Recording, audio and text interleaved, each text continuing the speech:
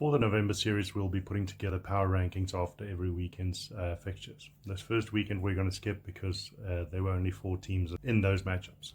But with the next couple of weekends, we'll have a power ranking after each of them.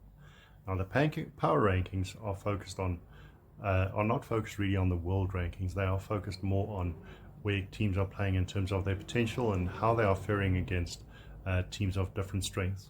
So a game where New Zealand plays a minnow versus where they play Ireland would be viewed quite differently.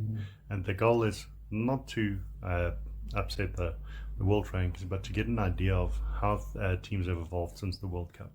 There's been such weird results throughout the year for all of the teams, and only a few have been consistently dominant.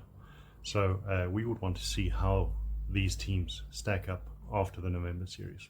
So our first power rankings would come out next week, and the teams that we would have in there are the 4 Southern Hemisphere teams, the 6 Nations teams, and then we would take a couple of the ones that really stood out in terms of how they competed when it came to the World Cup itself. And teams that you can't ignore there is you can't ignore Fiji and you can't ignore Japan, and those 2 actually round out our 12 teams that would go into our power rankings. So we're looking forward to sharing our thoughts with you on that and exactly how that would go together. So first one coming up next week.